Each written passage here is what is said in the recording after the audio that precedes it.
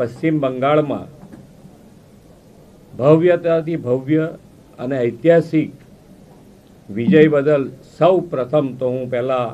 આપણા માન્ય વડાપ્રધાન શ્રી નરેન્દ્રભાઈ મોદી સાહેબને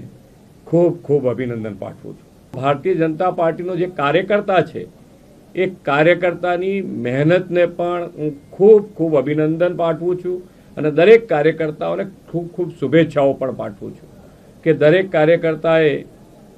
હંમેશા ભારતીય જનતા પાર્ટી એ કોઈ દિવસ હારમાંથી શીખીને પણ આગળ વધતા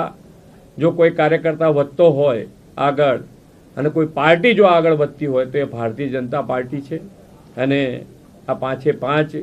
રાજ્યમાં દરેક કાર્યકર્તાએ જે પણ કાર્ય કર્યું છે એ ખરેખર સરાહનીય છે. બંગાળના નાગરિકોને હવે જંગલ રાજમાંથી મુક્તિ મળીને સાથે સાથે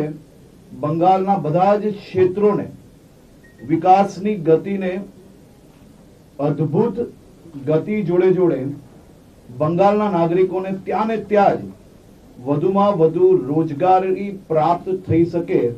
તે પ્રકારની સરકાર આજે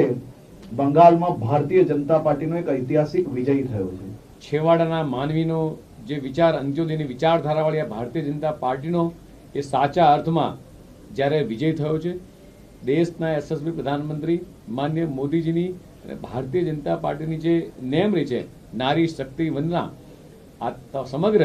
પશ્ચિમ બંગાળની મારી માતૃશક્તિનો આ વિજય થયો છે.